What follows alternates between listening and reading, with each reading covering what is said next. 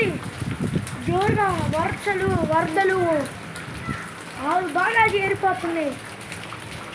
చెట్లు మొత్తం నీళ్ళని చిట్టు అయిపోతున్నాయి. చూడన్నా, బయట మొత్తం కుట్టు వెళ్ళిపోతున్నాయి. పెద్ద వాన పడుతుంది. చూపిస్తాను. My God,